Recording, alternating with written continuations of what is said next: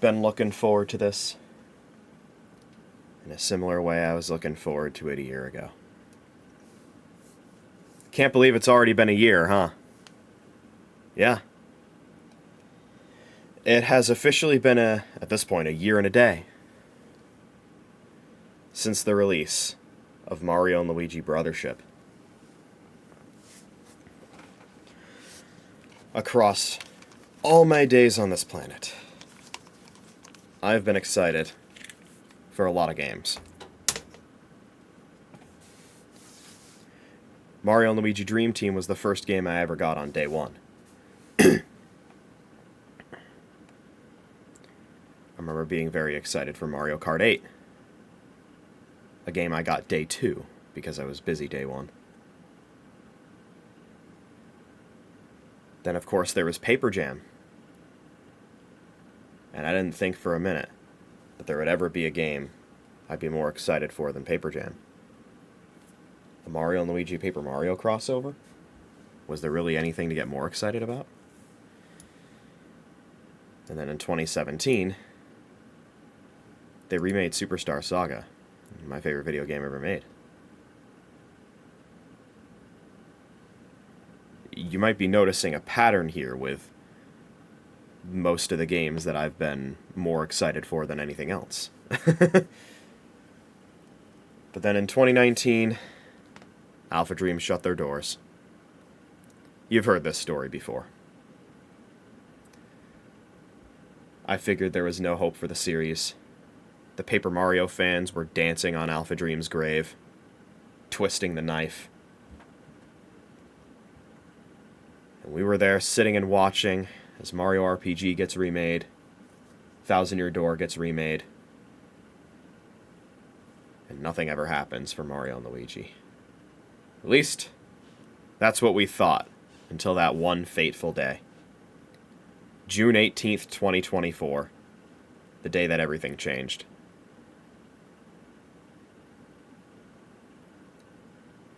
And of all the Nintendo Directs for me to see absolutely no leaks of, this one was perhaps the most important ever. To this day, I could still consider it to be the greatest Nintendo Direct of all time. Hell, even without the Brothership announcement, it was still a legendary Direct. But that was a very, very thick layer of icing on an already delicious cake.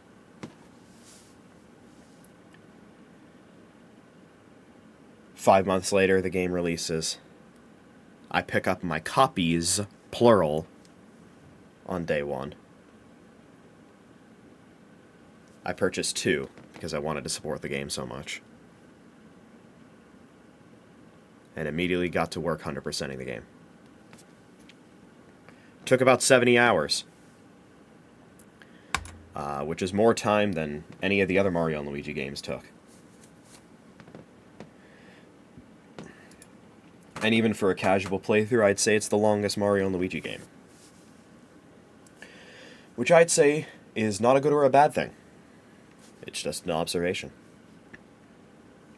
But how can you go wrong with more Mario and Luigi, after all? The answer? You can't. Because I love this game to death. It was my 2024 Game of the Year, and I still stand by that. And today, we're going to revisit it. And we're going to re-experience everything that made me love the game so much the first time around as well. Hello, pals. I am JoeDan54. And it's been over a year now, officially. And I still don't really think it's fully sunk in that this game is actually real.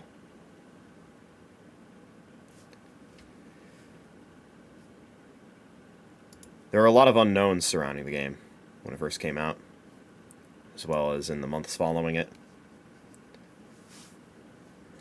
And the game certainly did not get treated well by opportunistic, click-hungry journalists who were eager to blow the game's very few flaws out of proportion, as well as spread straight-up misinformation about the game and lie about it for no reason.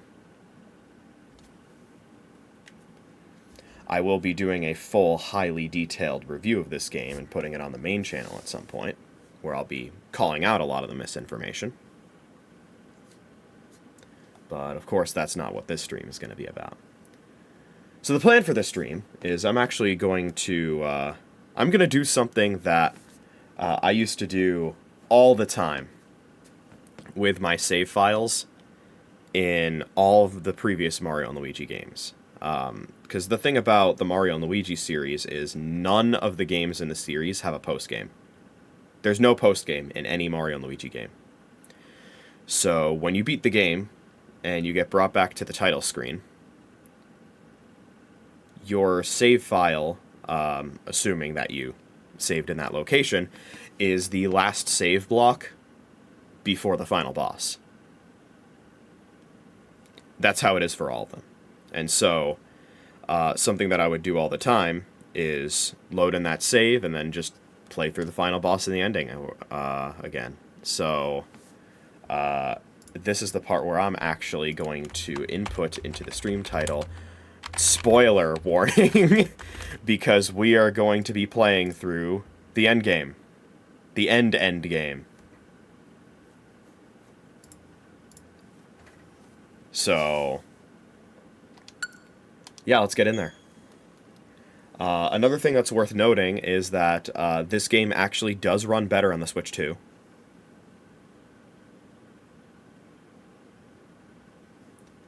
It still takes a long time to load, but the overworld performance, where the frame rate would drop, doesn't drop anymore. Doesn't run at 60 the way that Kirby does. Also, I don't know if I've heard this,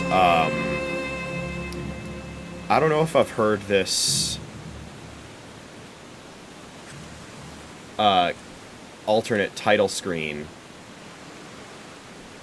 on YouTube before. It's definitely not in my music library. Oh, well that would be why. It's not so much a music track as it is... Hello, Reclusa.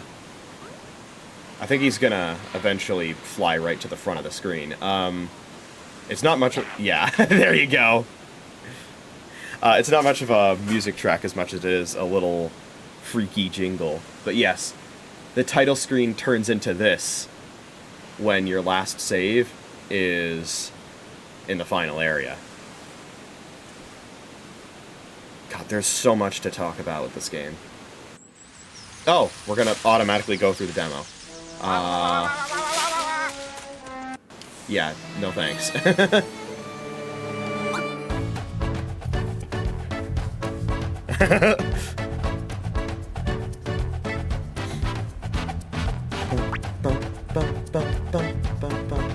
Oh wow, there's an autosave after the final boss. That's fun.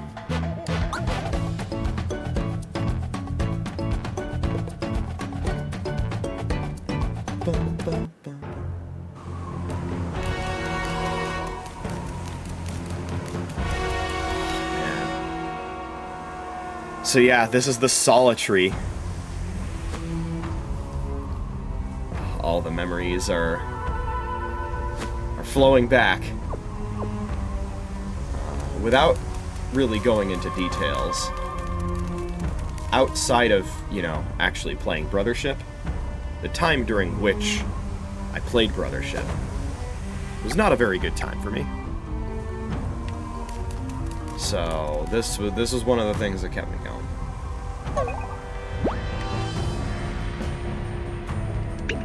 God, the Solitary is such a cool final area. I'm trying to think of if I consider it to be my favorite final area in the series.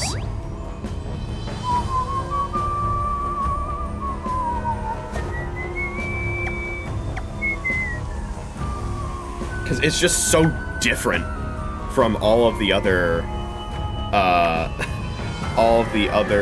final areas in Mario and Luigi. Because you have Bowser's Castle in Superstar Saga. You have Shroob Castle in Partners in Time, which is an overtaken version of Peach's Castle. And the Bowser's Castle in Superstar Saga is an overtaken Bowser's Castle. You have Peach's Castle in Bowser's Inside Story, which was overtaken by Fawful. Then there's Neo Bowser Castle in Dream Team.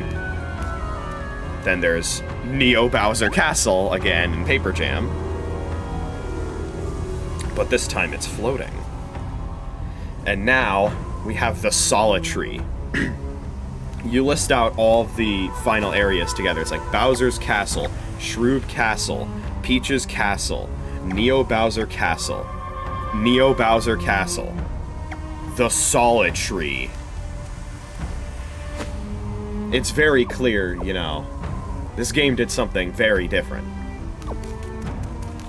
to the rest of the games in the series.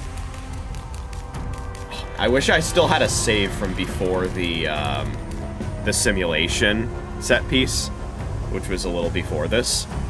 Oh, it was the end. This entire final area is so good. The only problem is I just feel like it's and this is funny because it's the opposite complaint of a lot of other people. I've seen a lot of people say that the Solitary, you know, final segment of this game is too long. I don't think it was long enough. You have this one central hub puzzle where you go into like 8 different rooms to unlock this central elevator. And then there's the simulation segment, and then that's pretty much it.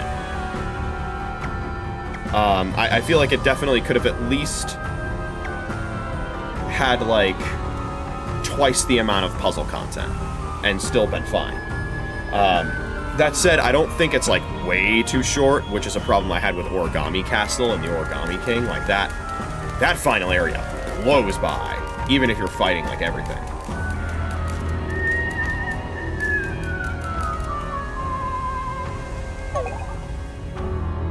I'm also curious, do I remember, or did I actually make every single... I did make every single plug. I'm just trying to remember if I saved.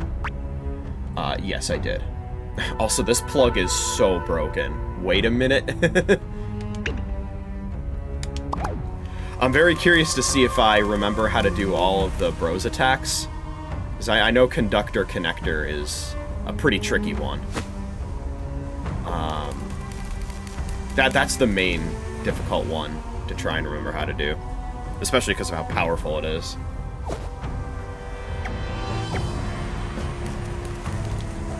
I know the Weeping Reclusa segment will definitely be easier for me. So yeah, the plan is we're going to go through the endgame, and then I'll talk about a few things here and there in review as well. I mean, I'm talking about that as well, and I'll continue to do so. I have a lot of thoughts about this game, as you can see. But yes, I have been repping this game for a while. My profile picture on Discord was Connie for a while. I love this game so much, man. It's not perfect.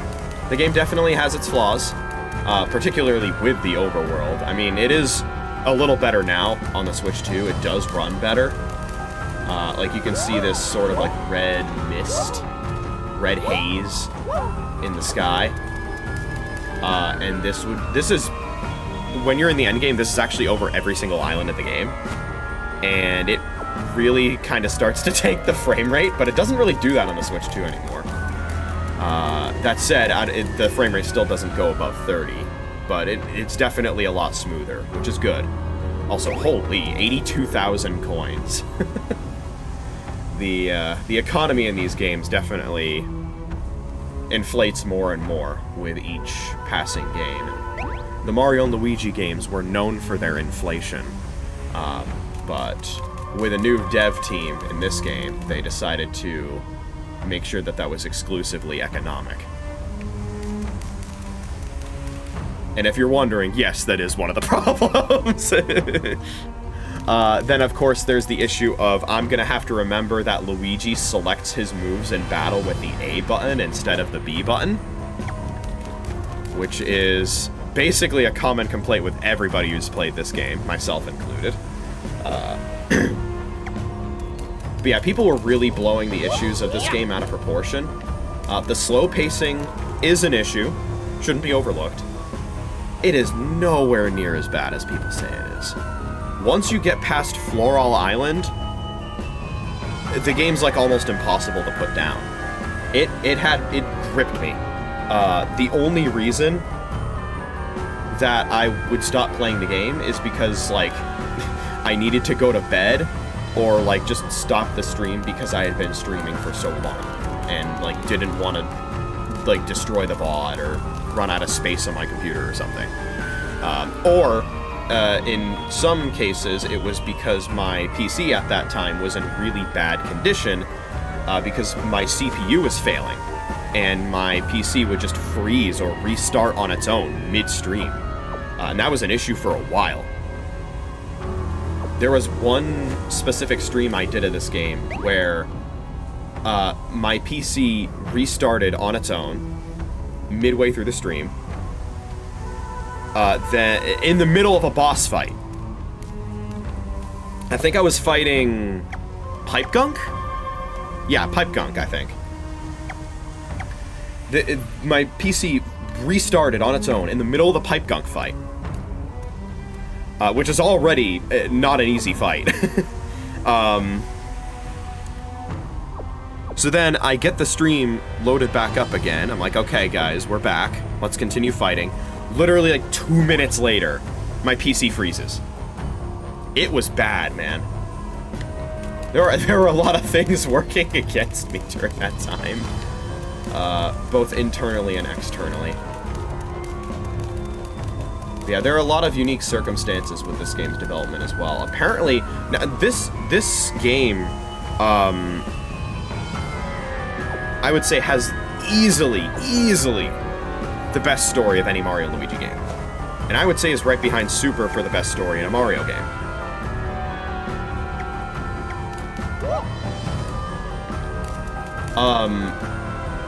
And apparently, like, the story does get kind of dark and intense, especially towards the end. It covers some very interesting concepts and emotions and themes. And it does so pretty well. I wouldn't say perfectly, but very, very well, I would say. Reclusa himself is quite an intense villain. He really steals the show. And I will probably have some good time doing a little bit of voice acting for him during this stream. There's a lot going for this game, and I remember shortly after the game came out, that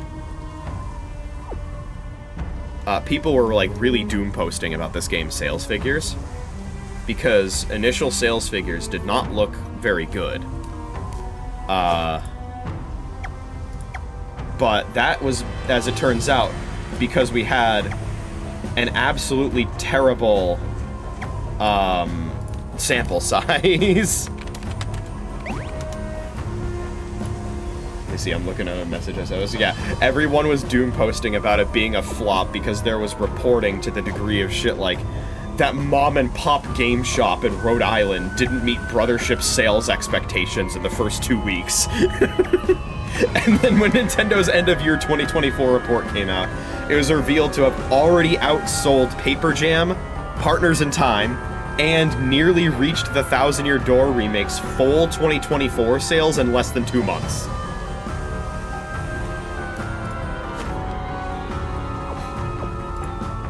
So, yeah. Very, very early sales figures do not tell the full story.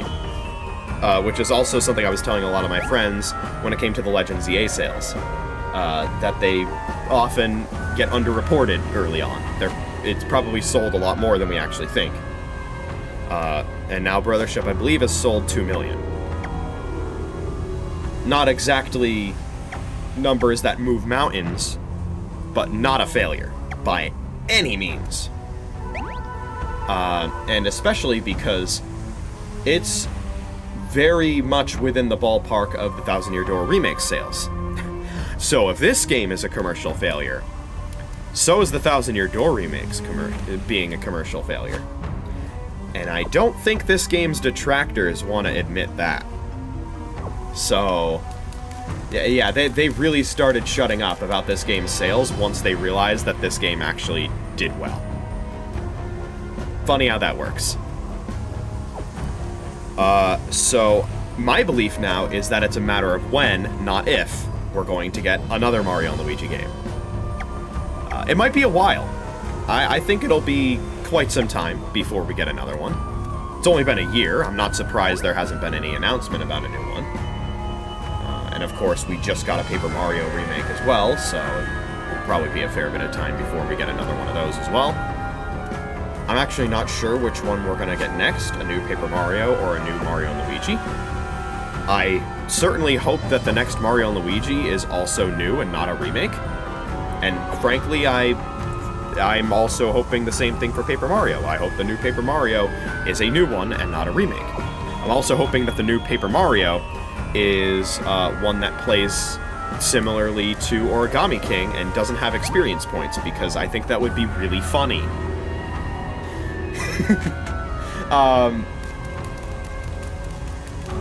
And it would serve the Paper Mario fandom right for celebrating when Alpha Dream went bankrupt. So, yeah, let's head forth, shall we? Made it. Mario, Luigi, you ready? I'm probably not going to read out all the dialogue. What the heck? Oh, man.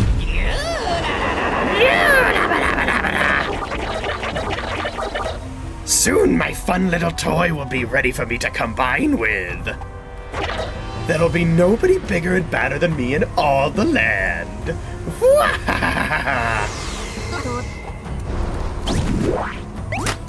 Ah, yes. The Doom Blooms. I did name, so in my Pokemon Yellow playthrough on the backlog, I named everything after entities from Brothership, and I nicknamed my Victory Bell Doom Bloom. Snoutlet was also on my team. He was my Hypno.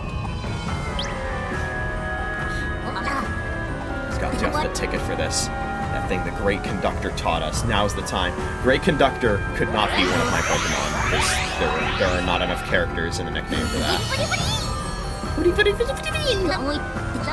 A lighthouse grade giant plug. Fwee fwee. Let's get on.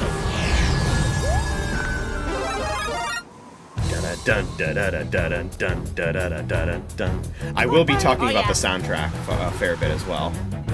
Alright, chase down and defeat Reclusa.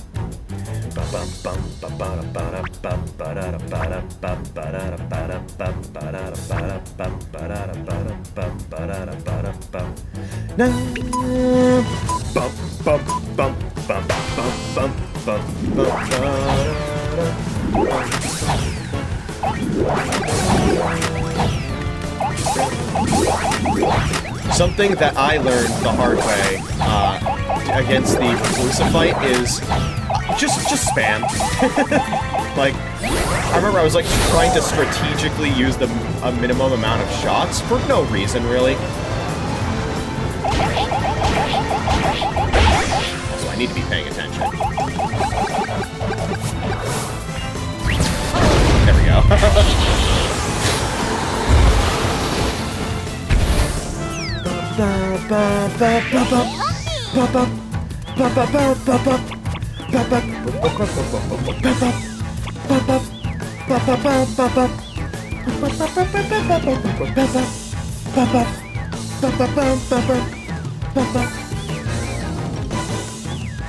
Alright, I think I remember how to do this attack.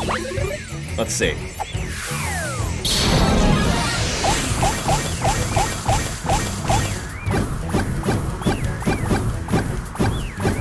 Hell yeah.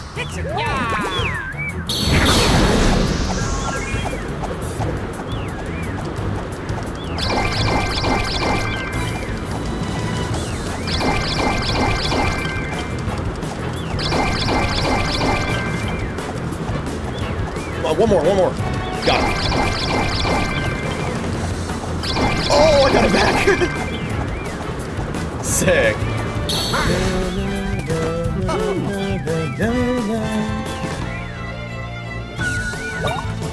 Oops. How do I cancel this? Okay. Conductor connector. Okay. Let's see. Do I remember how to use this? Also, I forgot to equip plugs, so that would be a problem.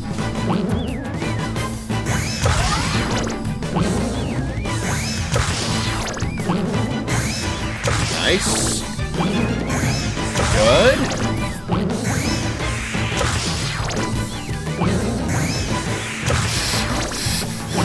Come on! Oh! Okay. Gotta aim. Beautiful! First try.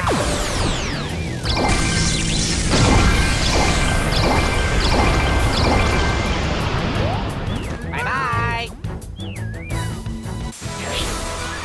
Da-da-da-da, da-da-da-da.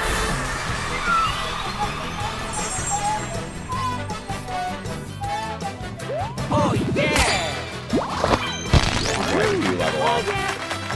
And the level up sound is so loud.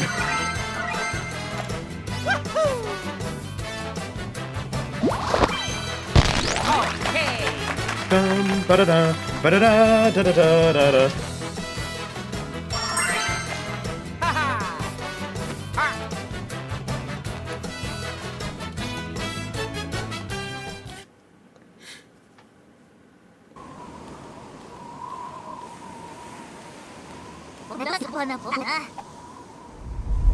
I don't know if I'd say that.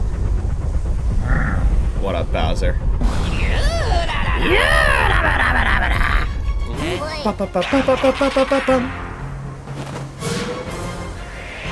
There he goes. Oh, it's so cool.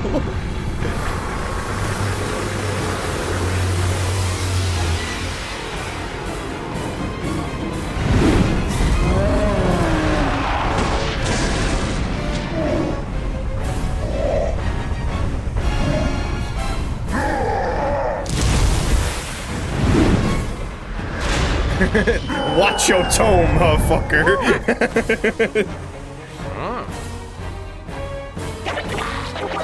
I'm all set. Feast your eyes on the singular Weeping Reclusa.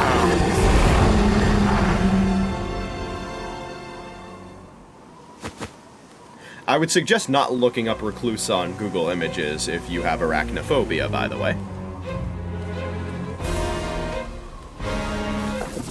Take this!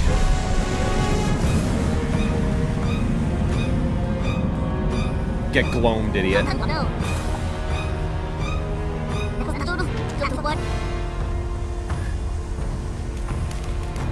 Mamma mia.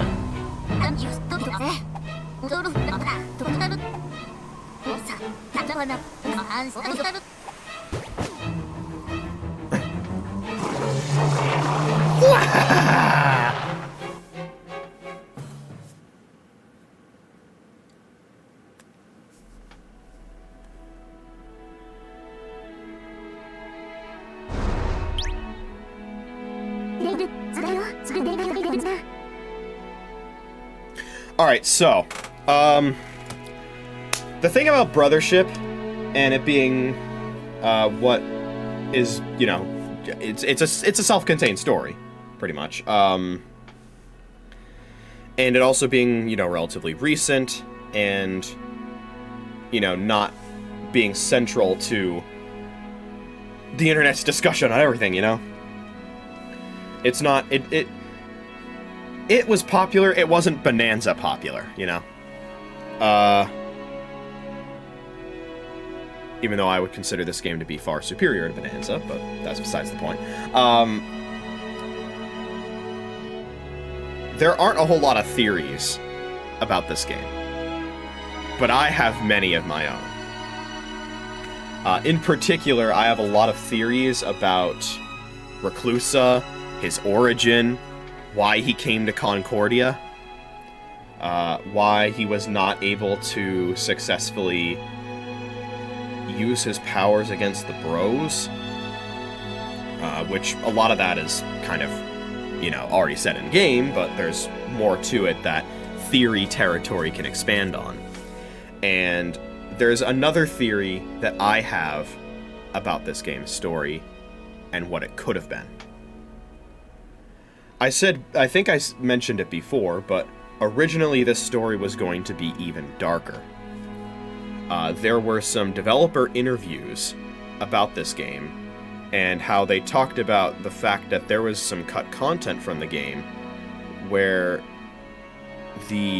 basically the story was going to be even more intense and even darker before presumably Nintendo stepped in and was like, yeah, tone it down.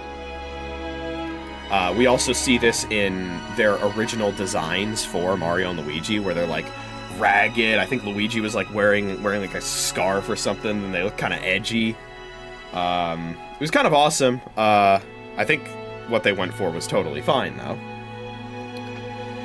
But that leads us to speculate on what was that cut content? What was the original direction for the story? How different was it? And what did we miss? And I can't say for sure everything that we ended up not getting. But there is one thing that I feel pretty confident about that was the original intent for the developers to put this in the story. I think Cosette was originally going to die. I think Cosette was not going to make it to the end of the game in the original plan for the story of this game. And that was one of the most major things that did not make the final cut. When you consider the way that the rest of the story is developed, I have spoiler warning in the title, so shockers, we're going to be talking about that. Cosette, some form or another, she ended up becoming Zocket, who for much of the story is the main antagonist.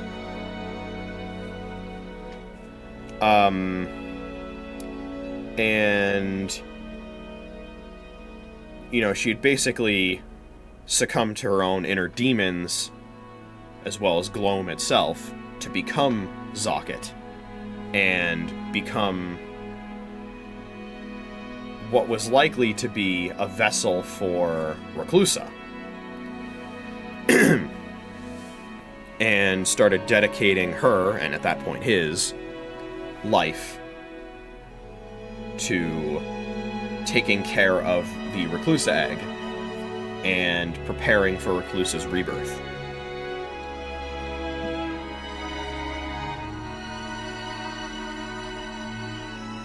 When the brothers finally defeat Zocket, Cosette comes out of Zocket, and, you know, the hypnotism wears off. She doesn't remember everything, but there is a fair bit that she does remember. And there's a lot, like, building up to this part of the game where, like, Cosette is talking about, like, what she's done in life, what she has to atone for, what she's responsible for, you know, passing her duties on to Connie. These are the kind of things that you put in a story, especially for a mentor character, where that mentor kicks the bucket before the story is over.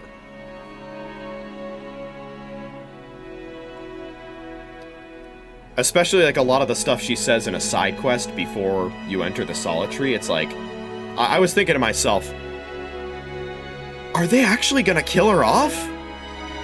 Like, this is the kind of stuff you put in a game where she kicks the bucket before the credits roll. Spoiler alert again, that doesn't happen. But I think that's what they were planning on before Nintendo was like, no, don't. So, we can't say for sure, but that's my theory. That's my game theory.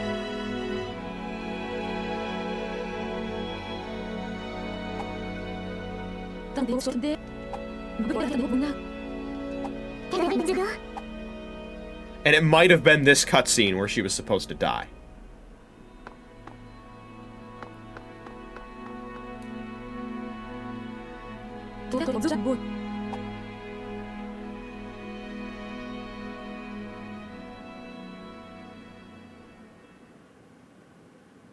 And maybe it was that, you know, red gloam haze that was actually going to do her in. Because, you know, the cause of death is not particularly relevant. It's just that, you know, they were setting her up to die in the story.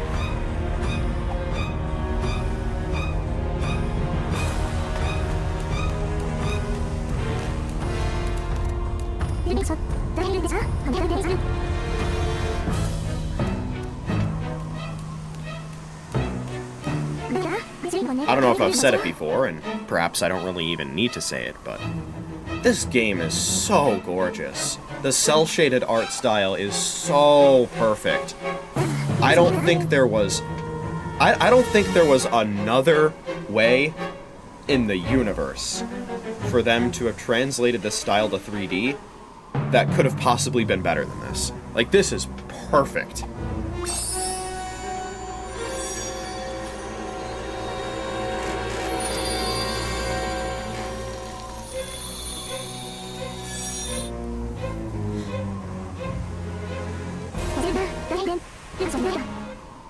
Oof.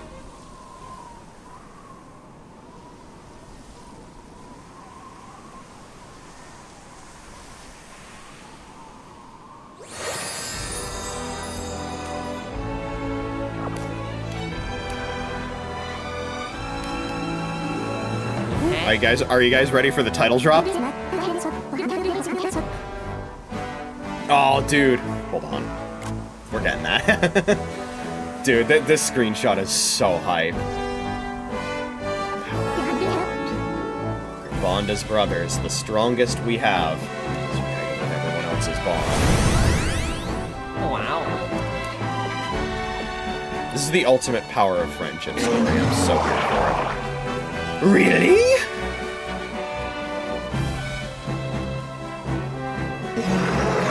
You should have given up ages ago. I'll squish out that pesky persistence. You don't stand a chance against Weeping Reclusa. I'll put a hawk in it. Maybe two of them. These two have beaten everything you've thrown at them, and you're gonna be next.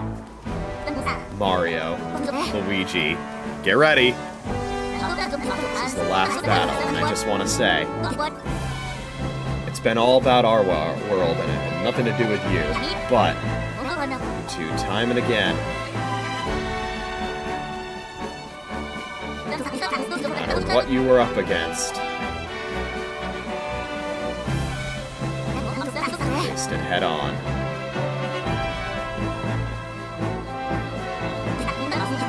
Kept on winning. Dude, I love this game. Honestly, you're amazing. As far as I'm concerned, you two are the greatest heroes, and I'm glad I could go on this adventure with you. This guy, I ain't scared. With you two, I know we'll win. Now let's go. Ready? Ready for it? Show him what true brothership looks like! Let's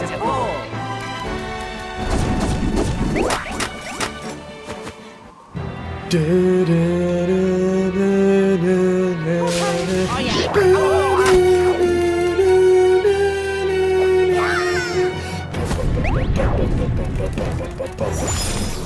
Oh my god!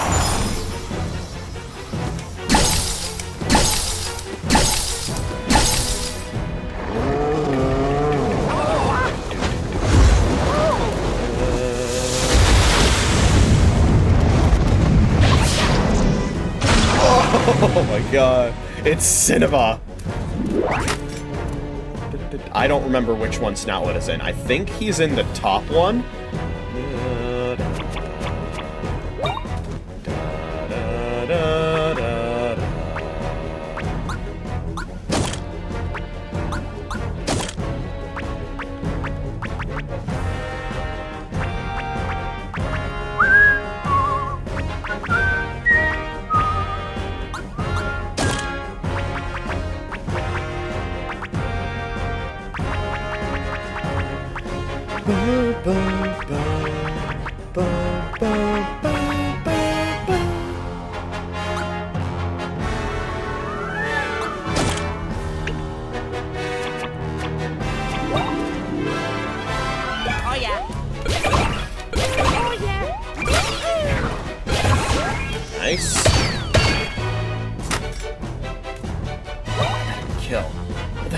nothing.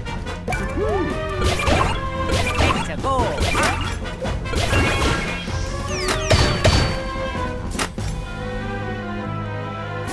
Oh, shit, okay. Oh, shit. Oh my god.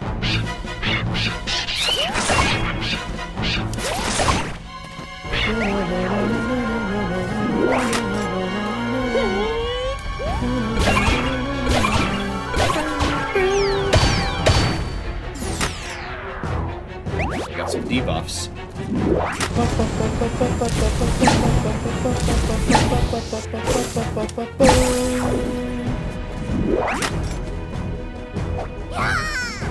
Okay.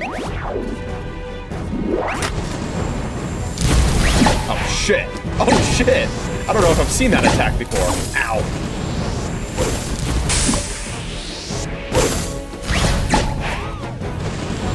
Oh, that's awesome! Ah! No!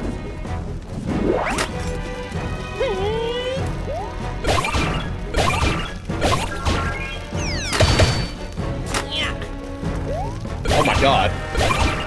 These back at you attacks are going crazy.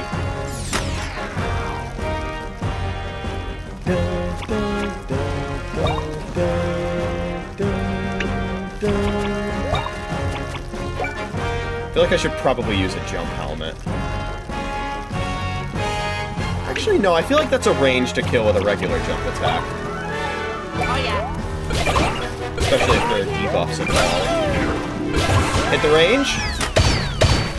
Nice. Okay.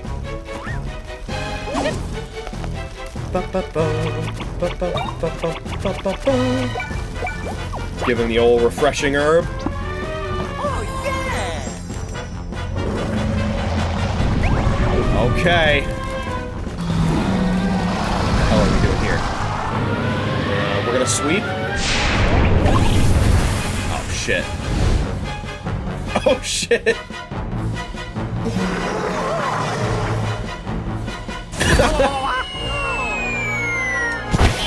Got him. Oh no! Oh, was I supposed to hold the B button? I've never seen that before. Okay, 3 Marios, 3 Luigis.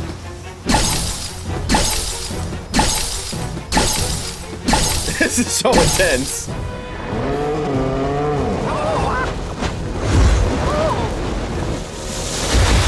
Oh, I started doing that really early. I think it's okay, though.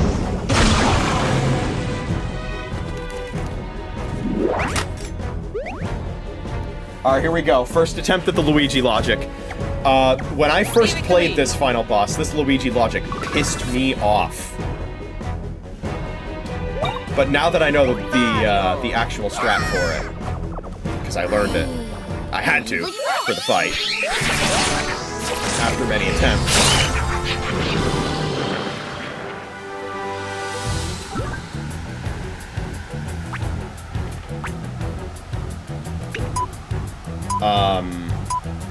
I think we have a much better chance at it. That said, it's far from free.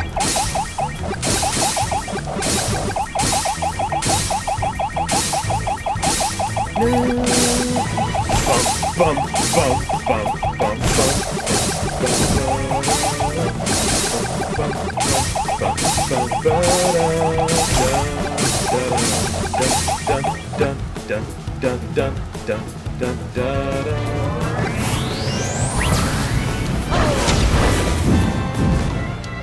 Okay, here we go. We did it first try.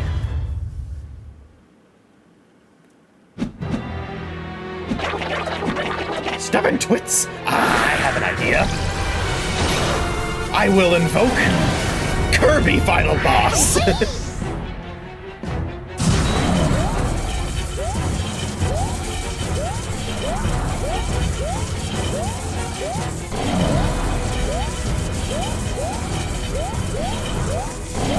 Oh shit.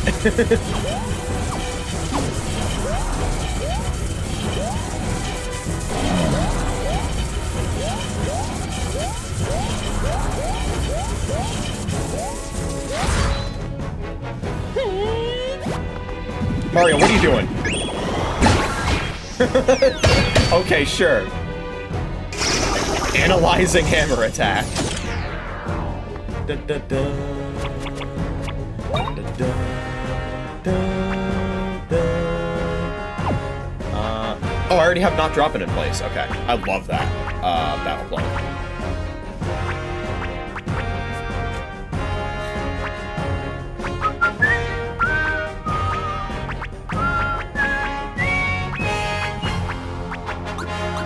We love auto syrup jar.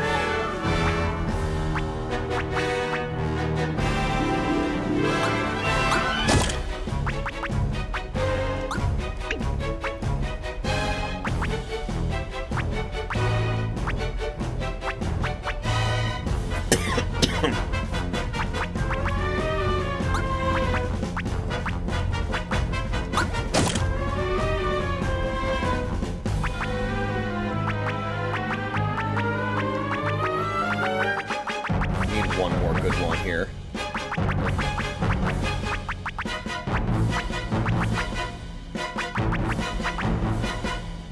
Oh, this is probably good, yeah. Okay. There are obviously more powerful plugs I can use here, but I want to use the ones that are not excessively OP.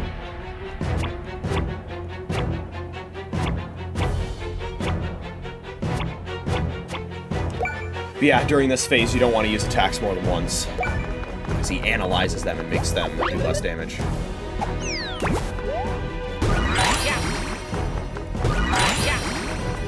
So I found out, apparently, this was... this jump helmet was originally intended to be an attack in, I think, Dream Team. It was supposed to be like 3D jump helmet or something. And it was supposed to look exactly like that. And that's the incarnation we got in Brothership, which is so cool. And also, of course, this is the third Mario and Luigi game with Bomb Derby in it. So now it's been in 3 different Mario and Luigi games.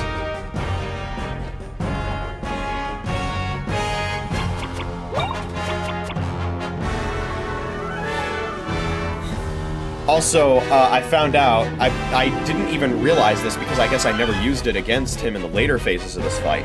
Clock Out Blow does not work on Reclusa because he's a flying enemy. And Clock Out Blow does not work on flying enemies, but I'm pretty sure it works on Weeping Core. And we gotta use it, because this is the best Bros attack in the whole series.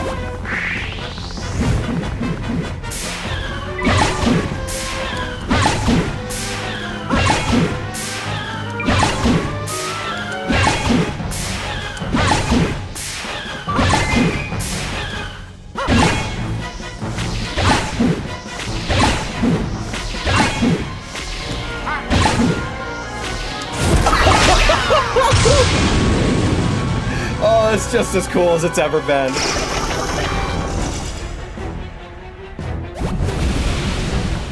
Oh, I love this attack. The way they have to keep running because they drop the hammers.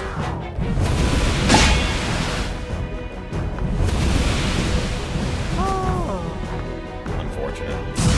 Oh, shit, I have a defense debuff.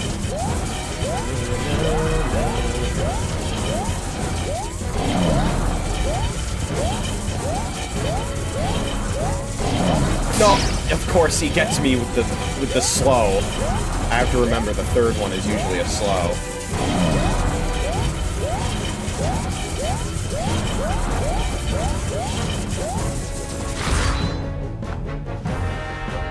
Okay, this one should kill. Let's just use a U.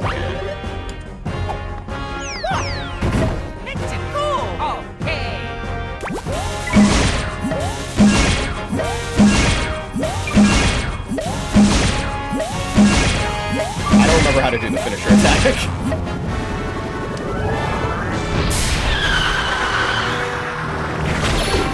Okay.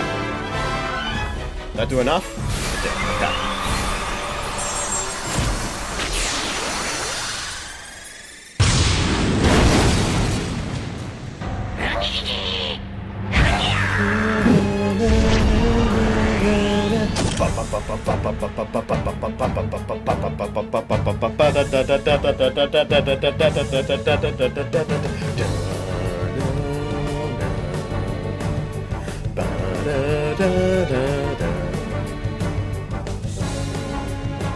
So a couple things here. Firstly, and this is still not the final phase music track here, but you know, this isn't exactly up there with like the best final boss themes in the series, but like, for one, you need to consider what this game is competing with. This game is competing with some of the best final boss themes ever put into a video game. So Shimomura was a tough act to follow, what can I say? I think, you know, I think Hideki Sekimoto did a pretty good job. I don't think that battle themes are exactly his strong suit. I think the Great Lighthouse boss theme that also plays when you fight Clone Bowser and Socket, I think that theme's amazing, but most of the other battle themes in this game are kind of lacking. But I do like the final boss themes, especially the final one, which we have yet to hear. Also, can we just point out, like, how cool of just, like, a view, like, what this final boss arena looks like? Like, we're essentially inside of a brain. We're seeing Weeping Recluse's synapses, like, firing in the background. And it gets even cooler looking once he goes down to half health. Oh, man. God, Recluse has such a peak design, too. Ah! It's fine, I guess.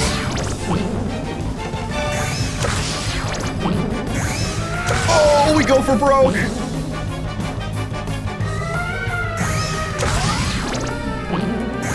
Oh, we gotta lock in. Oh, I'm fucked. Oh, I'm so fucked.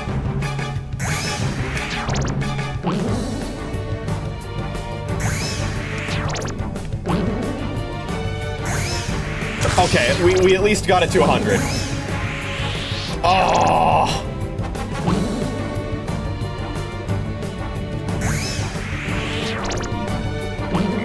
Okay, frankly, they were way too generous with me. I failed that so many times. Oh, and I messed up the timing, too. Wow, 42 damage. Amazing. Yeah, just throw the whole thing away. Oh, friendship is magic? Wrong. I cast murder.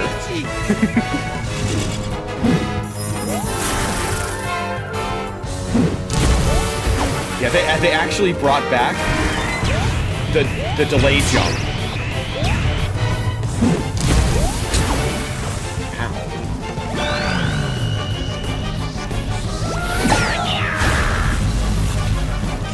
They brought back the delay jump from, like, back in the older Mario and Luigi games where if a bro faints, the other picks him up and, like, has a delay on their dodges.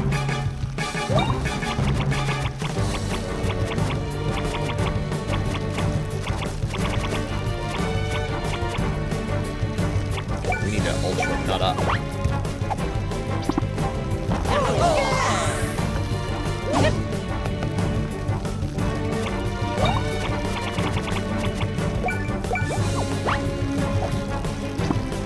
Oh, yeah!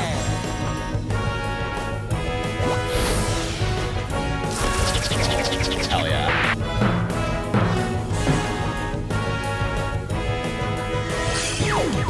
Ow. Ow.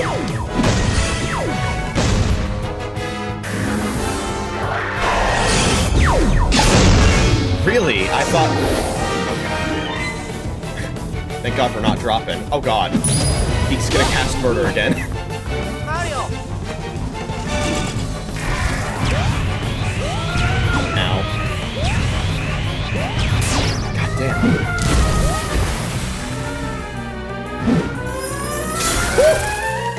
That's not good. That's really bad. Uh-oh.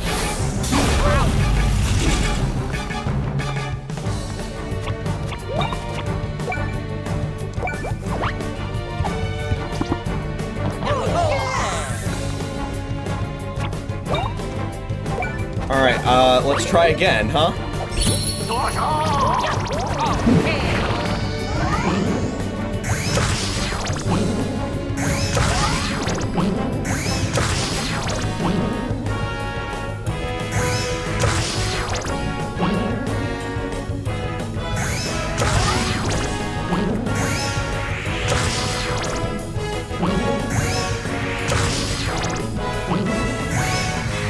Oh, got him!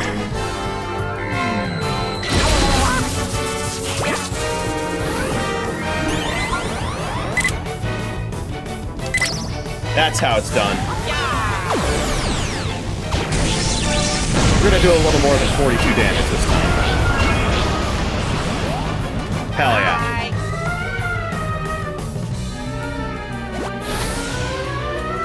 Alright, let's do better on this attack too.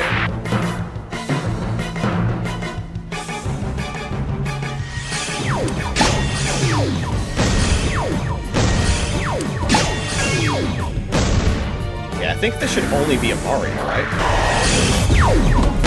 Yes, and I mistimed the hammer. Oh, he's gonna cast Murder again. Mario. Shit. Oh, shit.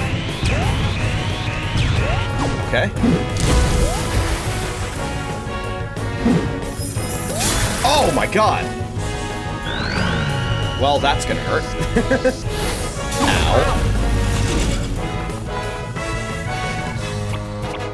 Gonna need a max nut up again.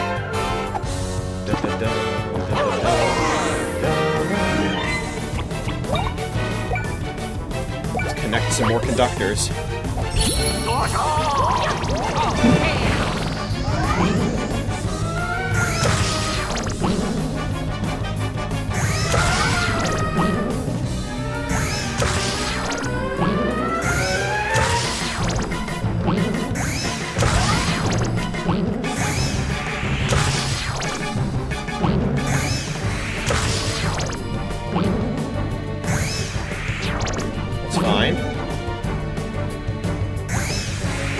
That's how it's done. Okay. Come on.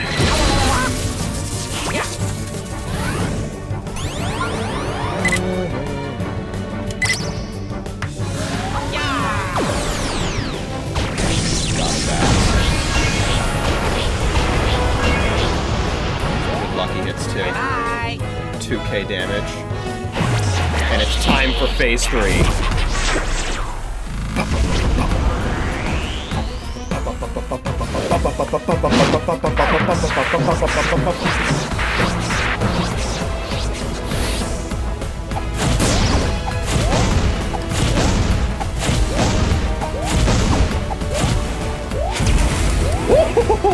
You irritate me! I love how just completely unhinged he gets during this phase. Also, yeah, this theme is so good.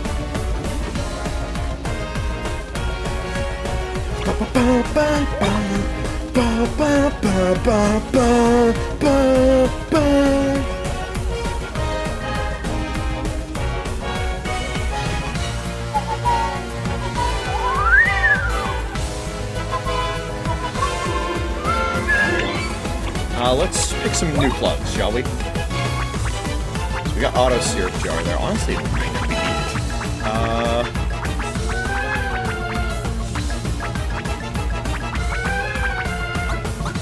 This might be good. I probably could have used that in the previous phase.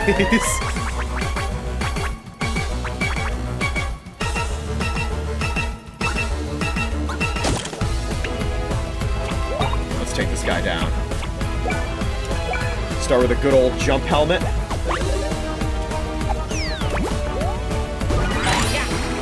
For its great single target damage.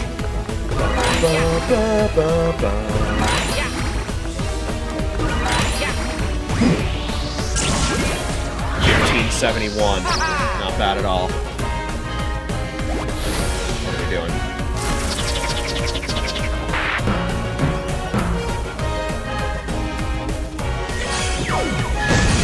How long can you survive?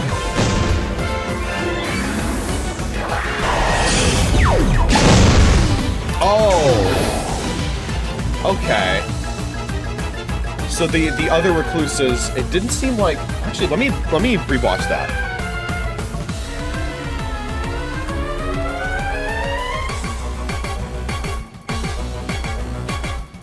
Okay. I guess Mario didn't take a direct hit, but I guess like the splash damage still got him. So weird. I guess I should just make sure to use both hammers in that situation. It's Max Mushroom time.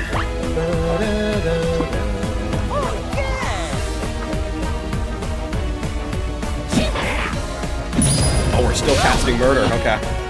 Well, I'm glad I healed with Mario. Oh god, sure-footed guard is no longer in effect. And another!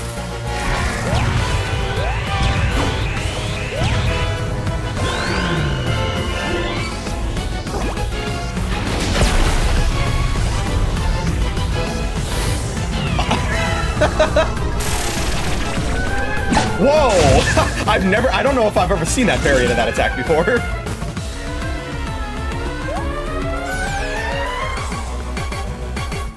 We got a debuff on him. Let's get everything we got. It's punishment time.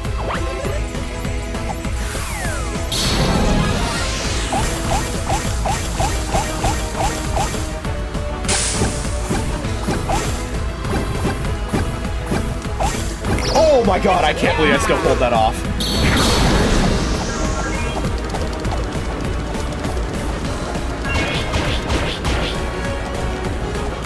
Shit.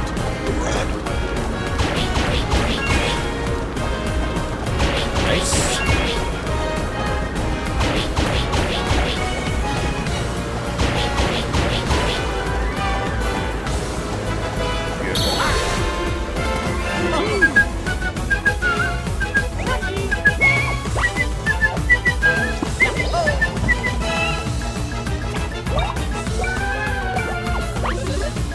We get some good lucky hits on this conductor connector. This could be the final hit.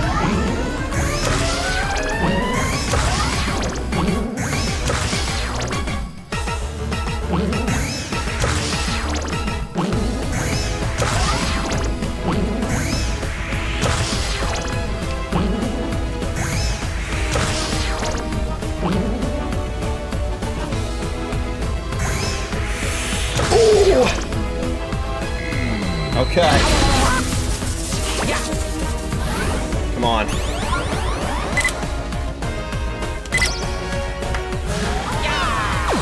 Give me some good lucky hits. Okay, we got one. I think that's enough. We got him.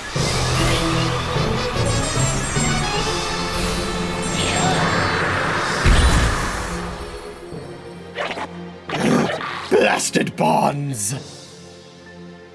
Are bonds really so strong? It hurts to say this, but it looks like I've lost. I guess the ideal world I wanted to create was wrong. My plans have hurt so many. For that, I'm very sorry. It's not something I'd ever say!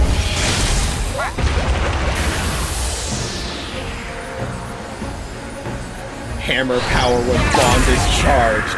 It's time to do infinity damage to this guy.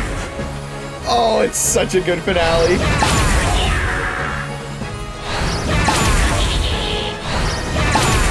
It's 6,000, 999, 9587, 8706, 9195. Ugh, people!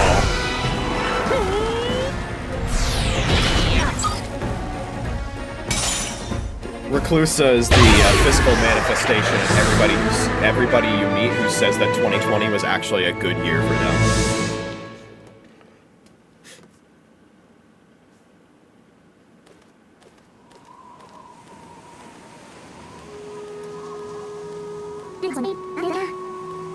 Mario, Luigi. Ah!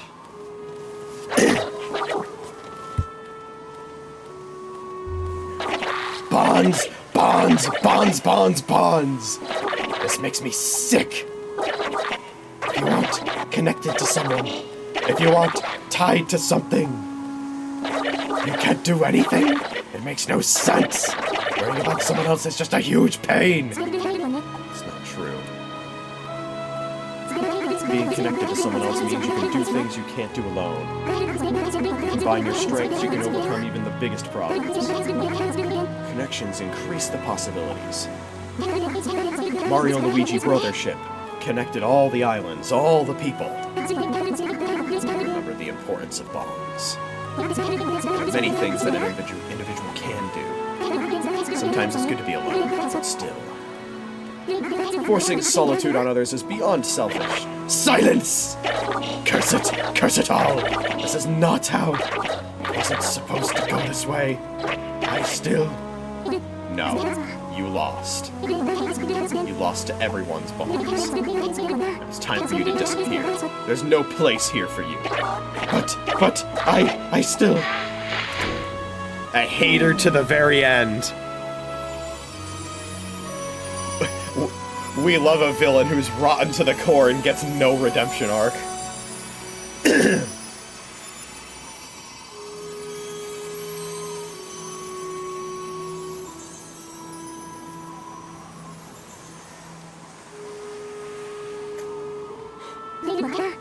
It's over, isn't it?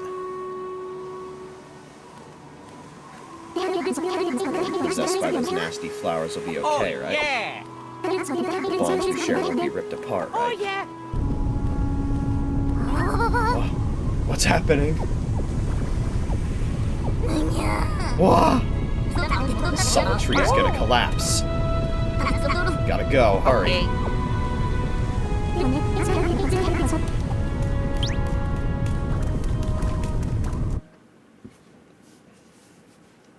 Now for some more cinema.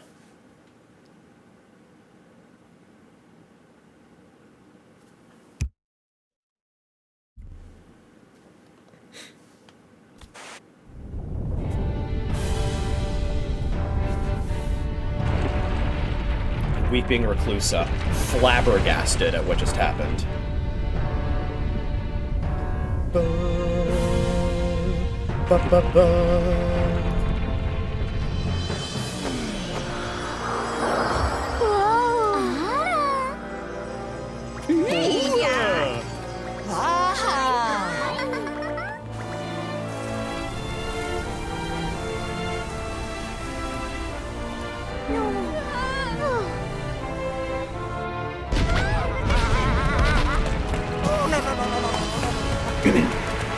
There are so many great characters in this game, man. We're about to get reminded of all of them. Something that, frankly, this game does not get the credit it deserves for. For years and years, frankly over a decade, Mario RPGs as a whole have been relentlessly criticized for their lack of brand new original characters.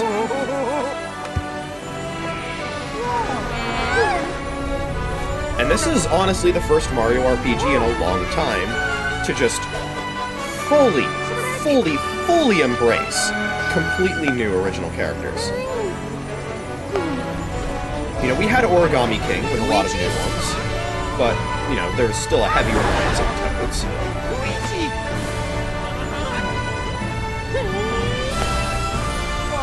And aside from that, there wasn't a whole lot else. But this game, it's all about the new stuff.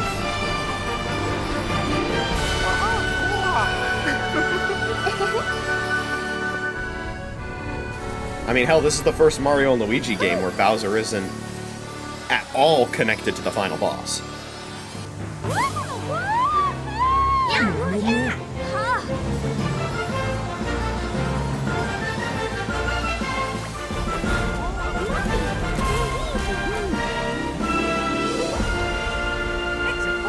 Yeah, there's so many great new characters. There's the whole Idol crew. Obviously, there's Connie, Zocket, Brothership, the Extension Corps.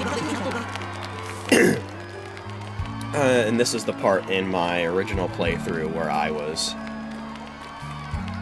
very much struggling to keep it together. If you watch the finale, you can hear my voice breaking a lot when I was reading the dialogue. Because it was kind of like hitting me all at once that the series was back, and that this game actually successfully stuck the landing. So, yeah.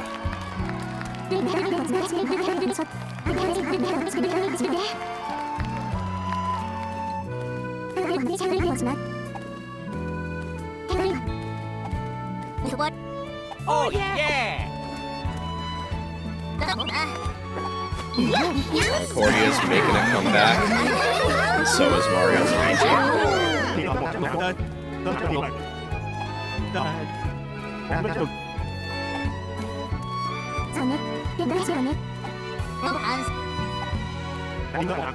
It's now or never. Not much left in the tank. I'll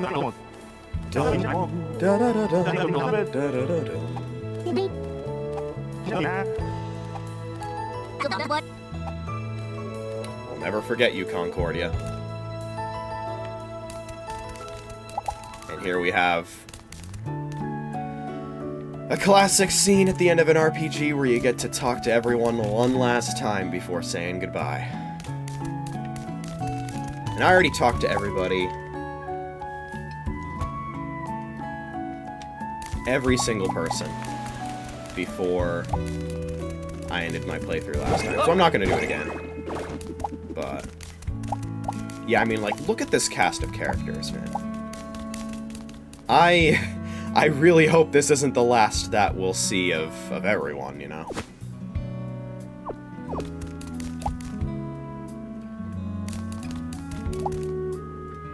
I'm not saying that they, you know, they need to be, like, mainstays or have, like, entire fan service bouts for them. But, you know, it would be nice if the brothers come back to Concordia at some point. And if they don't, well, at the very least, there's something at the very end of the credits that perhaps could be connected, so to speak, in one way or another, to the next game in the series. But yeah, like, you've got the whole Idol crew, you've got Technicky, the power couple themselves, Bernadette and Chilium, who both found their way into nicknames in my Pokemon Yellow playthrough. Chilium was my Articuno, Bernadette was my Rapidash. Cosette was the nickname I gave to...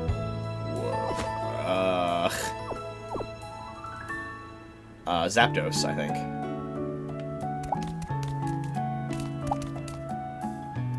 Volco was my Moltres.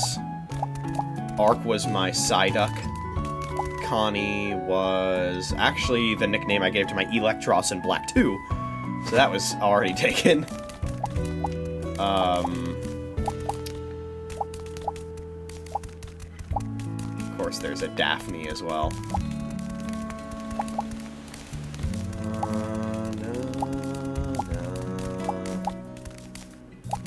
There's just so much I can say about this game, man. It will absolutely get a very, very detailed full-length review. Multiple hours, probably. I've started writing the script for it, so... yeah. Man, what a fantastic game.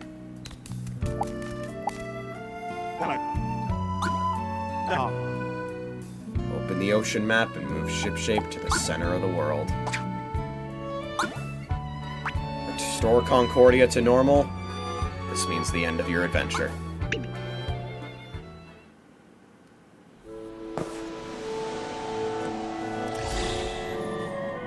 We will restore Concordia and listen to what I firmly believe to be the best credits theme ever put into a Mario game.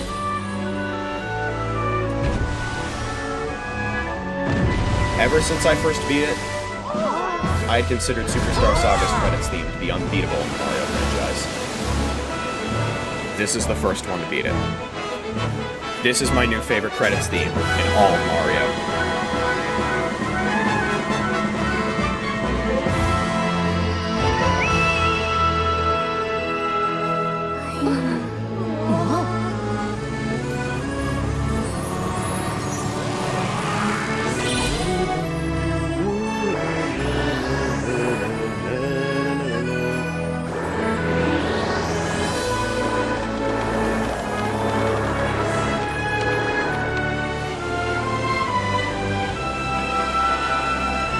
At some point relatively soon, I probably will also be making new thumbnails for the latter half of my Brothership playthrough. Because I feel like at this point, I can probably start, you know, pulling back the curtain a bit on some of the spoilers.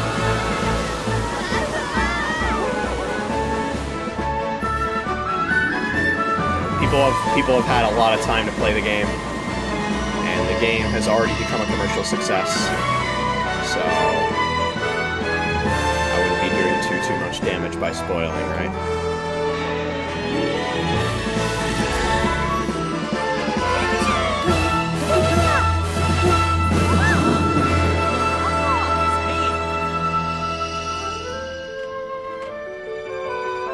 It's such a good transition, man.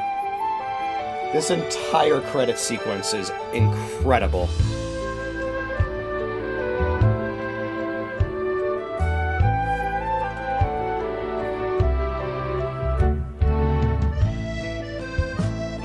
And it's fully animated. You get to see the entire Concordia restoration sequence, all of the Mushroom Kingdom residents going back.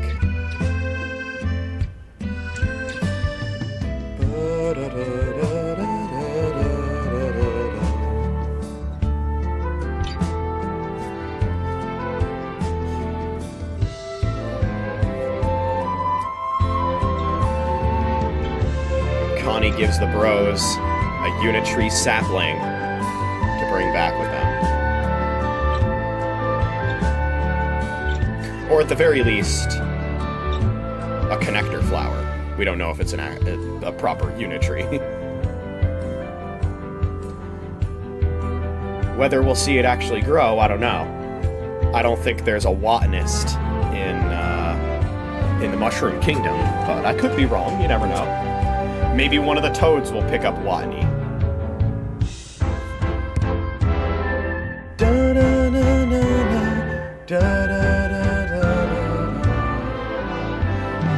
You have no idea how fucking hard I'm gonna pop off if we see Peach still wearing that arm scarf in the next Mario and Luigi game.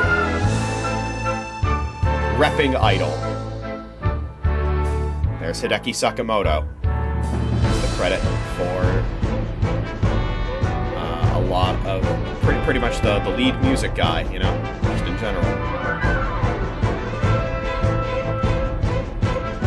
Same guy who composed Lifelight, by the way, the Smash Ultimate main theme. I love this part of the credits. Oh man, it's so good. All Bowser's minions going back. A Goomba trips.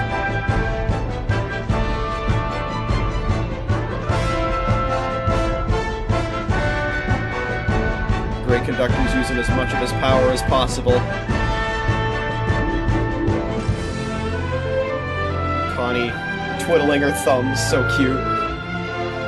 But Bowser, he knows as a king he's got to be the last one to leave. He's the last one to make it back. All his subjects need to be prioritized. He's a true king. Retreats back.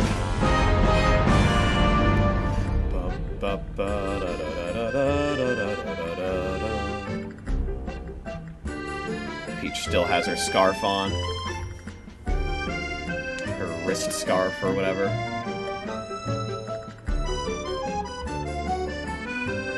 Dory flying back as well. And there's actually something I missed in the credits the first time around. I'll point it out when it happens. Shout out to Bernadette and Chilliam bouncing on the flowers, by the way. The Extension Corps working a stand at Jellyfish Island. The Groove Masters performing a Heat Freeze. All the ladies going through Merry-Go. Idle in All Sand.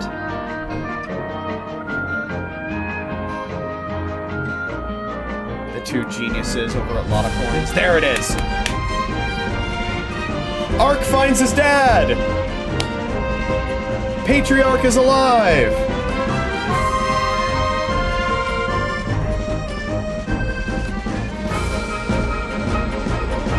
I completely missed that the first time around. Probably because I had too many tears in my eyes.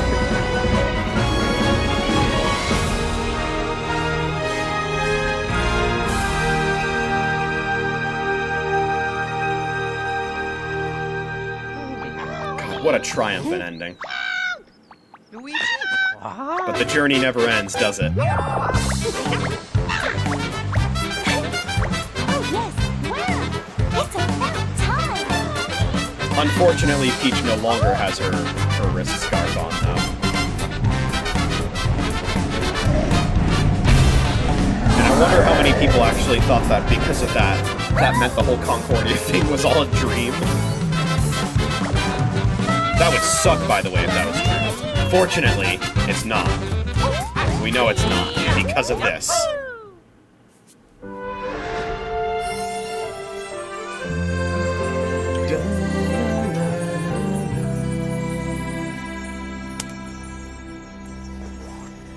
And now there are sprite bulbs in the Mushroom Kingdom. And there it is. That's the ending of the game. And you get a new custom title screen after beating the game. With pictures from all across your adventure. God, what an amazing experience. So, in review, I would put this, just behind the original trilogy in my rankings. If we're considering just, like, the top 6 Mario and Luigi games, let's consider, like, okay, because, you know, 2 of them got remakes, so whichever one is the definitive version between the original and remake, rank that in the top 6. This is gonna go into the intro, so let's let's ignore that. So I would say number 6 is Paper Jam. Still really like Paper Jam, but it is the weakest of the series. Number 5, Dream Team. There has never been a more definitive example of a game that can be described as, ah man, I really want to replay that game. That game is so fun. Oh right, that part. And then I just decide not to play it. I've played pretty much every game in this series countless times, especially Superstar Saga. Dream Team I played twice. So, yeah, if you're wondering what I'm referring to, it's the gyro controls in the last couple Giant Luigi fights. They're so terrible that every time I consider replaying the game, I'm like, oh yeah, that's in the game. No thanks. So yeah, that's number 5. Number 4, Brothership. It's got some issues, but man, it is so good. And I think it's a testament to the series that in a year with game releases as stacked as 2024, like 2024 was a fantastic year for games. This was my game of the year. And it's still beaten out by 3 other games in the series. Number 3, I'd put Partners in Time. I just love the overworld puzzles in that game. They're so consistent, and it's such a funny game, and I love the Bros item system. Number 2, Bowser Inside Story plus Bowser Jr.'s Journey. I think the remake is superior, while also simultaneously recognizing that it probably shouldn't exist. It's just amazing, man, and the remake made a lot of improvements to the gameplay. In particular, the whole getting rid of the microphone and a lot of other things, like vastly improving the soundtrack, improving the balance of the game I remember the Dark Fawful fight in the remake being a lot more difficult. And in general, some of the fights being harder, which Bowser's Inside Story was a pretty easy game, outside of the awful Fawful Express, which was hard because it was bad, not because it was hard. So they fixed the balancing. You can jump while using Snack Basket. They improved a lot. So yeah, that's my second favorite. I also love Bowser Jr.'s Journey, which I didn't even mention, but that's actually a huge part. That's a subplot in this game. So, Bowser Jr.'s Journey, let me actually just leave it on this screen. Bowser Jr.'s Journey was essentially the last news story that Alpha Dream told before they went bankrupt. So you can imagine they probably had a strong connection to that story. And they continued that in Brothership. They continued Bowser Jr.'s character development in Brothership. And it has a really satisfying finale that you can actually see in that final cutscene. And in this one, Concordia can finally recover. Bowser Jr. meets a character called Buddy, and they have a friendship, and it's really, really sweet.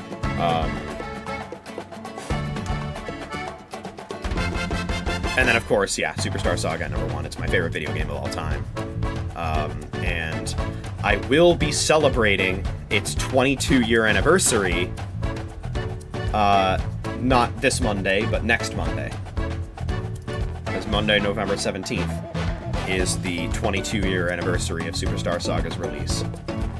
So I will be celebrating that with a stream. I don't know what I'm going to do yet, because the past 2 years I've done essentially a 2-part full playthrough of the game on NSO.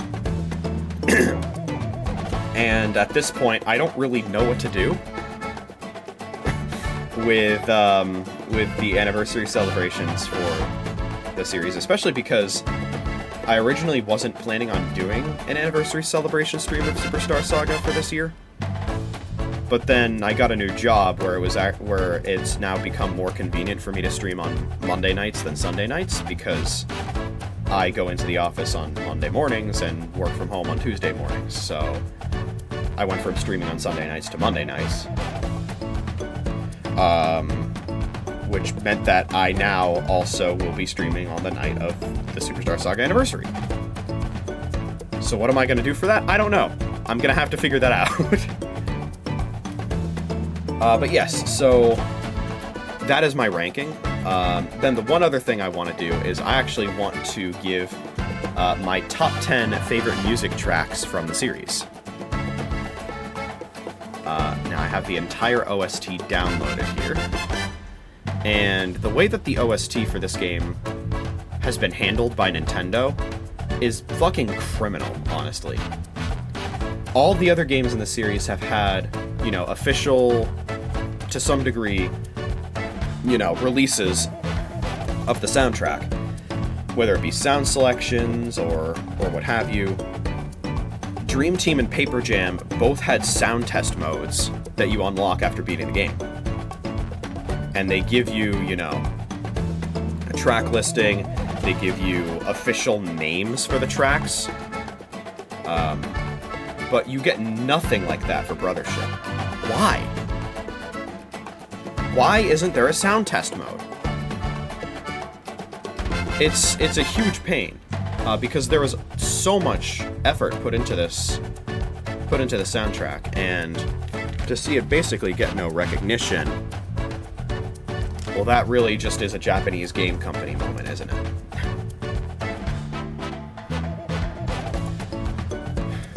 There's a lot of things that they would sooner and rather do than ever give credit to one of their composers aside from listing their name in the credits, right?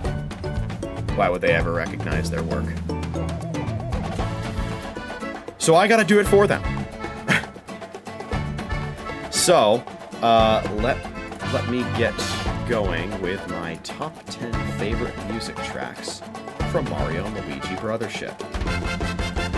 And I've also given names to not only these top 10, but every music track from the game I've given custom names to. And so we are going to start with Welcome to Club Diode.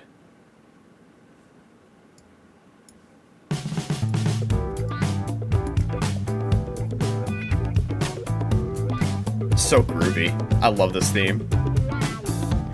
Shout out to when I was like barely staying awake and then I'm like, okay, let me rub a little bit of the sleep out. Or maybe I think I was actually like, I need to rub the sleep out of my eyes. I'll do that after this attempt. With like the bouncing the ball back and forth with your hammers. And I was like, yeah, I'll do that after this attempt. And then I proceeded to get a new PB past 100. That was so good. Sometimes I pull something crazy off that reminds me that I'm actually him when it comes to gaming skill sometimes. Which I hope I can do tonight, by the way, because tonight I'm going to be streaming Geometry Dash and I'm going to be trying to beat Luminum. And I have built up some pretty good consistency with Luminum, so I'm really hoping I can do it tonight. Anyway. Oh, that's not going to be synced, by the way. Hold on, let me fix that.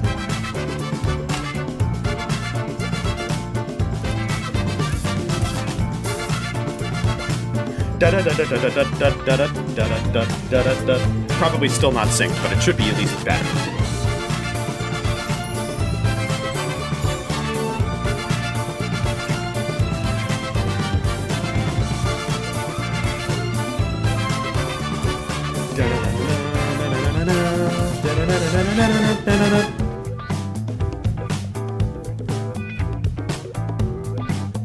Alright, number 9 is a track I call Final Solo Act, which is the final phase of the final boss fight.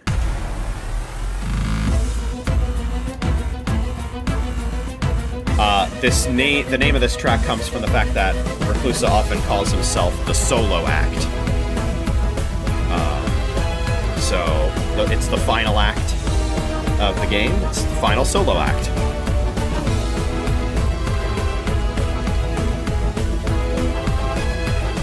Certainly not, you know, in conversation for the best final boss theme in Mario & Luigi, but, like, remember what it's competing against.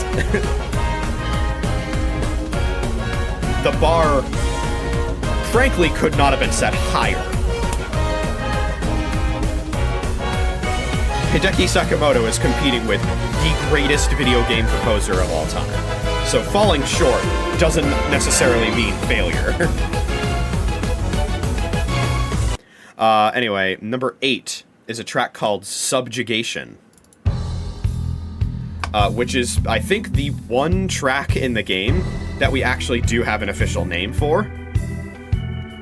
It's called Subjugation in the game files, which is actually a name that makes sense in the context of when this plays.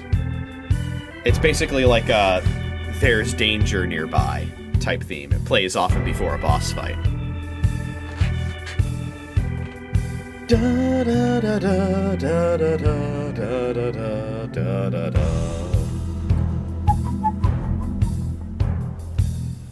I really like the way this theme builds up.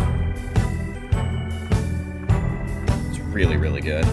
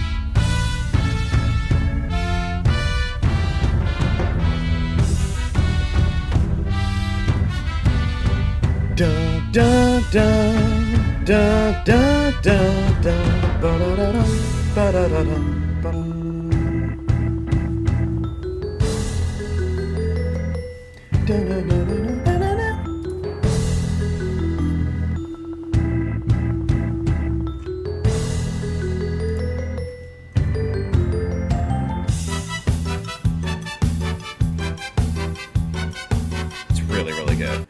Number 7. The Way Away Island theme, which I call the King of Way Away Island. This is an incredibly good theme. It's a remix of the Mario 3 castle theme.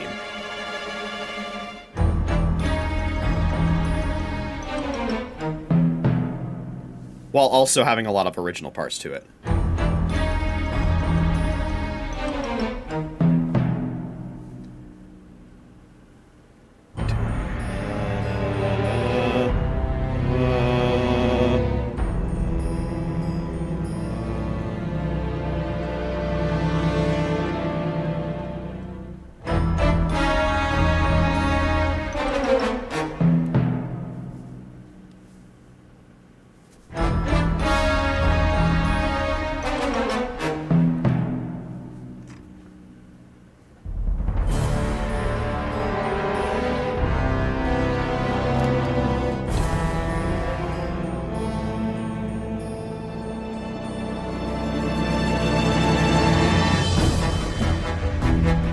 It's so good, man.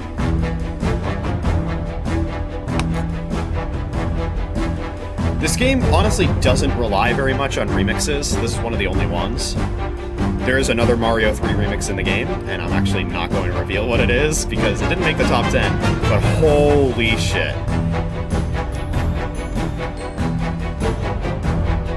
Okay. Let's see. Number 6. The Rumbla Island theme. Arrival on Rumbla Island.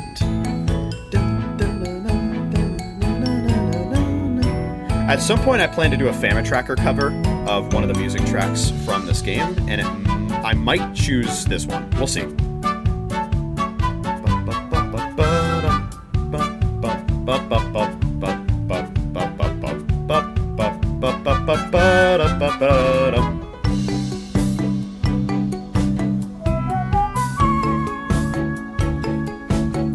This is just one of those tracks that really takes you on an adventure. And it's such a good first area theme. Technically, Ship Shape is the first area, but this is like the first actual area, you know?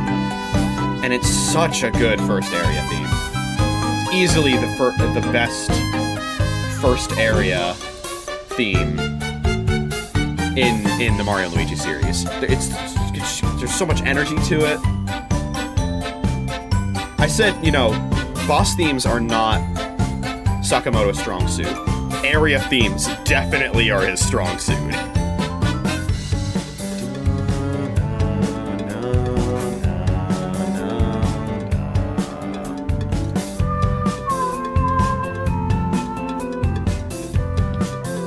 Something else I should point out, and this will especially be apparent in the next music track. This is the first Mario and Luigi game in the series to use real live instruments rather than electronic ones. This game's soundtrack used live performers for the music, and you can hear that. You can tell, and it sounds better because of it. And I feel like a lot of the reason that this soundtrack sounds different from Shimomura's Mario and Luigi style is actually because of that. I feel like Sakamoto did not a perfect job, but a pretty damn good job of trying to mimic Shimomura's, you know, bouncy, very xylophone heavy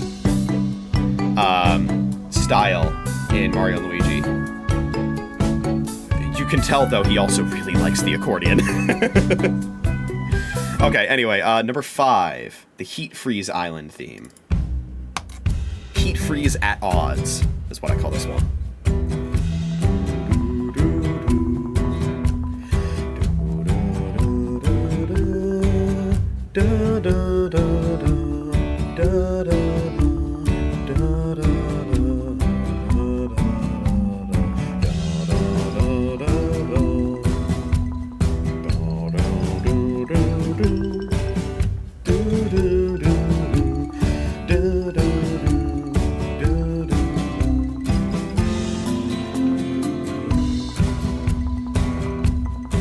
This is definitely one of the ones where he really does a good job mimicking Shimomura's style. This really does sound like...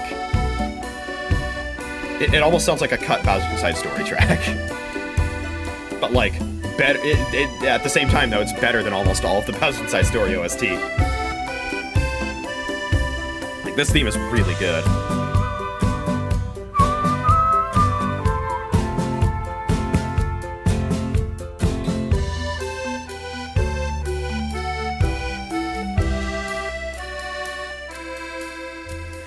Da da da da da da da da da da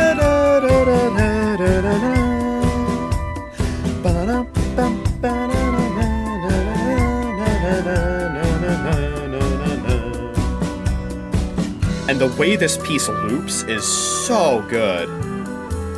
I'll let it play. It's amazing. You always gotta respect a good, satisfying music loop, and this one nails it.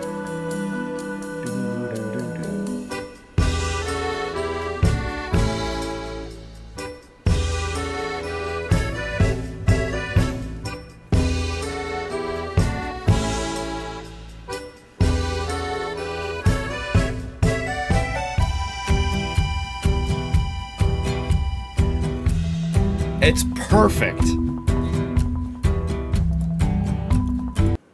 Alright, and now for the Great Lighthouse boss theme, which is a really standout battle theme track in the game. Most of the boss themes and battle themes in this game I'm not crazy about. This is the exception. This is up there with some of the best boss themes in Mario & Luigi. It fills you with so much energy, man.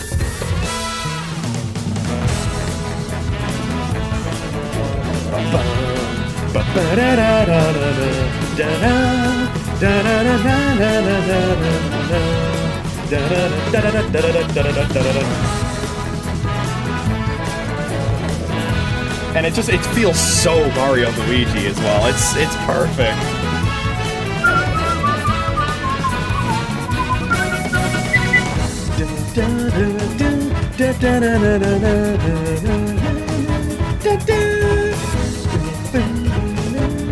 It's like the perfect blend of happy, upbeat, and also super intense. It's perfect.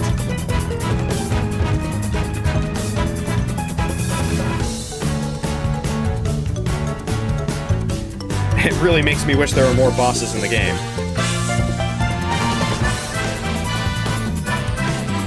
Which is one of the other issues I have with Brothership, which is there's just not enough boss fights. Especially for a game this long. Like, there are nowhere near enough boss fights, like, per hour of gameplay. Like, there are other Mario & Luigi games in the series that have fewer boss fights than this one, but they're way shorter overall. Starting a Luigi logic right at this part of the song, it's peak. It's sublime.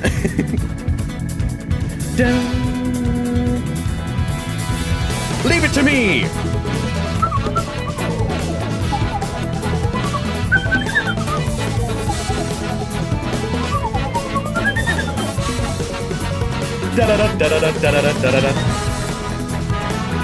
It's beautiful. Okay, and then third favorite is actually the credits theme. I talked about this one a little earlier, and this is one of the ones that suffers the most from the fact that there is no official soundtrack release for this game, is because this part of the song at the beginning, we do not have a clean rip of. The best we have is what you're hearing right now, with all the sound effects still in, from the cutscene. Ugh. Anyway, so the boss theme that just played, I call that one Lightning Quick, which plays off of the, the electric theming of the game. This one I call Reunited and Reconnected.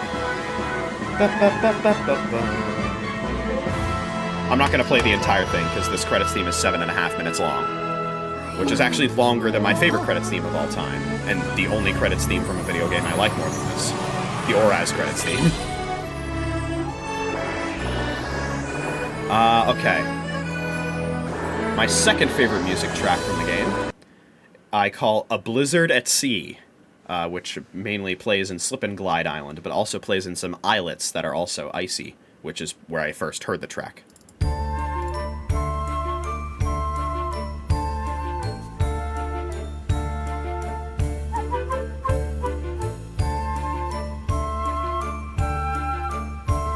remember seeing a video in my recommended. I haven't watched it yet, but it talks about how music can make you feel cold if it's composed right to sound wintry, and this really gives you that feeling as well. It's in the same camp as something like that one winter theme that's in Bowser's Fury, and of course also Northeast Cross Street from Kirby and the Forgotten Land. But this one is perhaps even more melancholic, which kind of fits because, you know, by the time you're this far in the game in Slip and Glide Island, the story has kind of taken a more dire turn. You know, Gloam is starting to take over, and this is one of the islands where you encounter the Extension Corps. In fact, I believe they actually have one of their bases on Slip and Glide Island. 10 has his stylish tactical retreat on this island. It's very funny.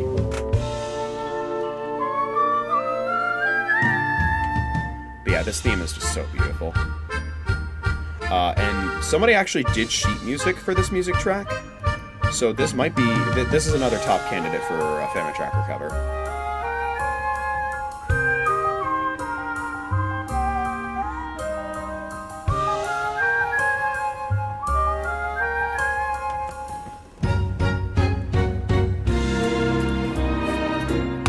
My favorite music track in the game, which probably doesn't come as a surprise, is the Lot of Coins Island theme, which it's a damn shame because you barely hear this theme because most of the navigation that you do on Lot of Coins Island is inside of the Lot of Coins building, Duplex Towers, where a different theme plays that is also very good, but nowhere near as good as Lot of Coins Business, as I call it. My favorite track from the game, and a top 10, top 7, honestly, track in the Mario & Luigi series, which is a very tall order. This is my favorite track in the game, Lot of Coins Business.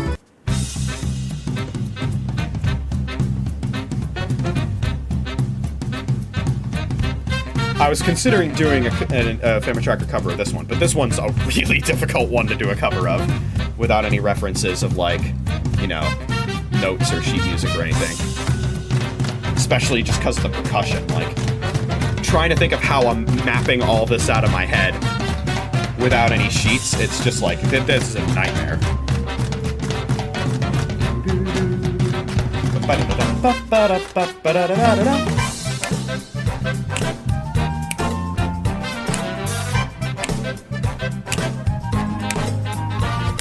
Has the 8-Bit Drummer done a cover of this? Because if not, he should.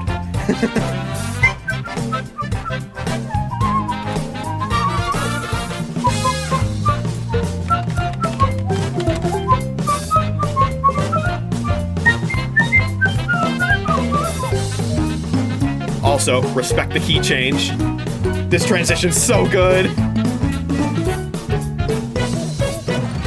Suddenly we're in E major. How did we get here? I don't know.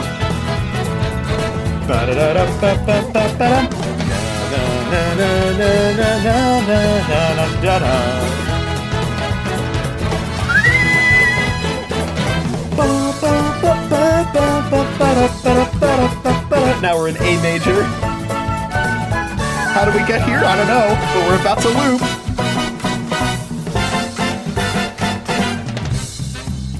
Oh, it's so good, dude. Dun dun dun dun dun dun dun dun dun dun dun dun dun dun. Oh man, Mario and jazz, they go together hand in hand, man. It's beautiful. It's perfect. So yeah, that's my top 10 favorite music tracks from the game. And I already talked about how I feel about the game as a whole. And this is, I'm no longer asking. Buy the video game. You don't want to spend $70 on a Switch 2 game? Spend $60 on Brothership instead. Trust me, it's quite a deal. So, yeah, that's pretty much all I have for you. I just wanted to revisit my favorite game from last year. and one of the most important games to me in general. And I'm glad I did it. So, yeah, I mean, glad I did what I did today. And I will be live again tonight for Geometry Dash. We're going to be playing Aluminum, trying to get a new second hardest. Like I said, I built up some good consistency tonight, so I'm hoping that that sticks and that I'm able to pull it off. We'll see, because it's a very difficult level, so we'll see what I can do.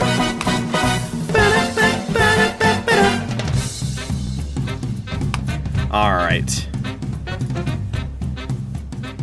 Well, not much else to say, so I will leave you with all that. Brothership is amazing. Go out there and play it. Buy as many copies of it as you can. And contribute to those sales figures. It's already sold pretty well. But more will never hurt. Alright. With that said, keep looking forward. And I will see you next time. Bye-bye.